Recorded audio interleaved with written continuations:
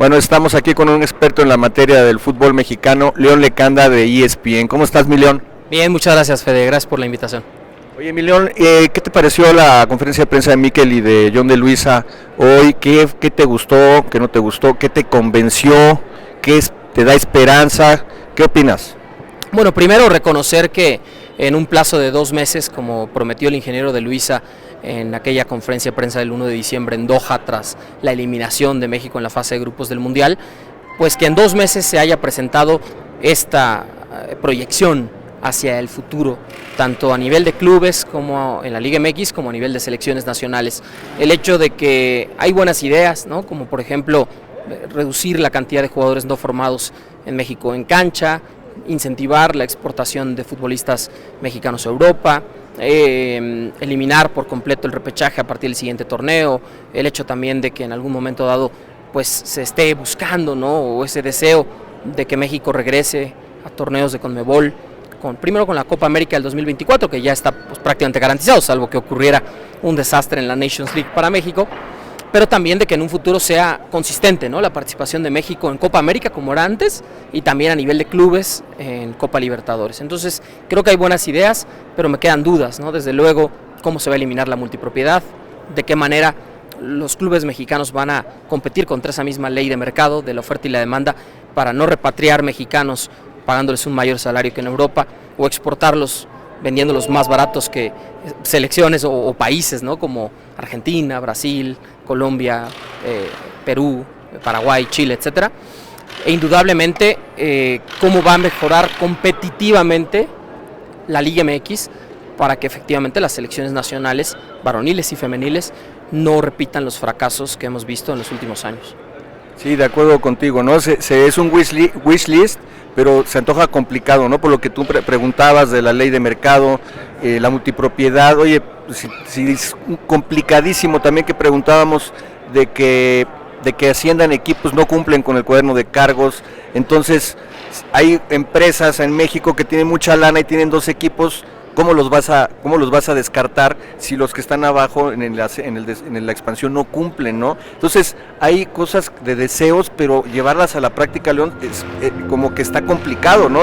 Y como lo que decías también, la ley de mercado de los repatriar jugadores mexicanos que vengan de Europa. Sí, hay buenas ideas, otra vez, ¿no? El problema es cómo las implementas, cómo haces que sean concretas. Al final de cuentas, tanto el ingeniero de Luisa como el licenciado Arriola el maestro Mikel Arriola, son empleados de los dueños, ¿no? Y ellos obviamente como los comisionados, por ejemplo, en las grandes ligas de Estados Unidos, en la NFL, en la NBA, en grandes ligas, evidentemente responden a los intereses de los propietarios de las franquicias, ¿no?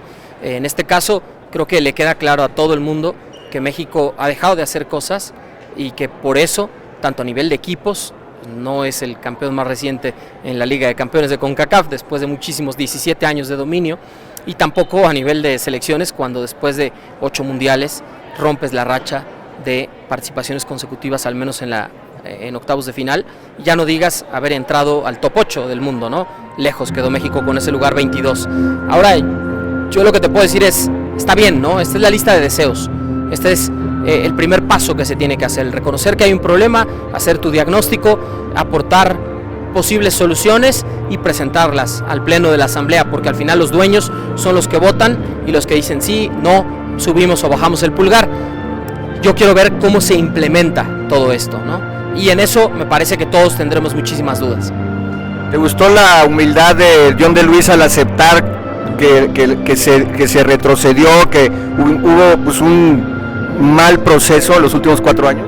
Sí, me parece en cierto sentido sí, ¿no? Me gusta que se reconozca que hay un fracaso, que no se cumplieron los objetivos, que en un momento dado se puso en tela de juicio muchas veces, ¿no? La continuidad de Gerardo Martino.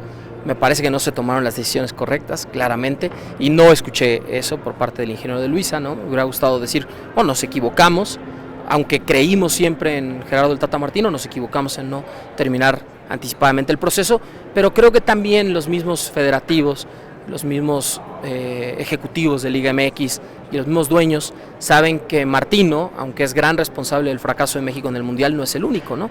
Porque él presentó en muchas ocasiones sus diagnósticos y dijo, pues está haciendo falta más exportación de jugadores mexicanos a Europa, está haciendo falta que más chicos mexicanos se consoliden en la máxima categoría, ¿no? En la Liga de Expansión, porque un técnico de selección no voltea hacia la Liga de Expansión como semillero de jugadores. Está haciendo falta evidentemente que haya una mayor competencia de la selección para jugar contra equipos de mayor relevancia y no partidos moleros en Estados Unidos únicamente por el negocio, ¿no?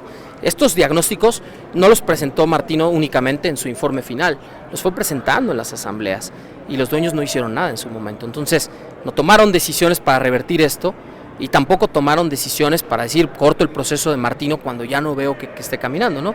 Eso me hubiera gustado escuchar. ¿Hay esperanza, León? No, bueno, la esperanza es lo último que muere, ¿no? Me queda claro que sí. No veo a México en su mundial, ¿no? En Norteamérica, siempre los equipos locales, bueno, no siempre, ¿no? Tenemos los ejemplos ahí, por ejemplo, de Qatar o de Sudáfrica, que quedaron eliminados en fase de grupos, pero normalmente los países sede llegan lejos o avanzan al menos de la fase de grupos. No importa que el torneo sea de 48 selecciones, a reserva de que se confirme el formato, el cuarto partido seguirá siendo octavos de final y el quinto partido seguirá siendo cuartos de final, otra vez a reserva de cómo se vaya ya fríamente a poner el formato, ¿no? Para el próximo mundial, pero sí creo yo que México no puede hacer un peor papel que el que hizo hace, el mundial pasado, hace un par de meses. Dicho de otra forma, mejor reformulo la pregunta, ¿tienes fe que esto cambie? ¿Tienes fe, crees que pueda cambiar y que esto se pueda materializar, lo que dices, esas ideas llevarlas a una ejecución chingona? Me gustaría decirte que sí, pero seguiré teniendo mis reservas, mis dudas, ¿no? Yo, digamos, he seguido muchos años el fútbol mexicano y he escuchado muy buenas ideas y he escuchado fracasamos y he escuchado vamos a cambiar y no ha cambiado, ¿no? Entonces me gustaría decirte que sí, pero mantendré mis reservas, claro. León, se habla, de Herrera, de Almada. ¿Quién piensas que va a ser el técnico nacional y quién, si tus manos estuviera, a quién pondría León Lecanda como el director técnico de la selección mexicana? Ok, pienso que va a ser Guillermo Almada, creo que es el candidato que mejor reúne el perfil que hoy nos presentó el ingeniero de Luisa, que de una u otra manera será abrirle la oportunidad a un técnico que no ha estado antes en una selección, ¿no? Que eso será, digamos, el gran reto, pero creo que va a ser él, ¿no? Sin quitar la posibilidad de que pueda ser Herrera o Bielsa. Esto es una creencia, no es información. Y por otro lado, si de mí dependiera, yo le daría el puesto a Nacho Ambriz. Me parece el técnico mejor preparado, lo dije en Fútbol Picante el viernes pasado, es el entrenador que tiene mejores credenciales, fue campeón de Copa con Necaxa, fue campeón de Conca Champions con América, fue campeón de Liga con León, llegó a otra final con La Fiera, también llevó a Toluca a una final de Liga, tiene la experiencia de haber sido el asistente en un proceso muy exitoso en Osasuna con Javier Aguirre para salvar al equipo del descenso y después en Atlético de Madrid para clasificarlo a la Champions League, sentar las bases de lo que hoy es el Atlético de Diego Simeone, porque eso tiene que reconocérsele a Aguirre y a Ambriz.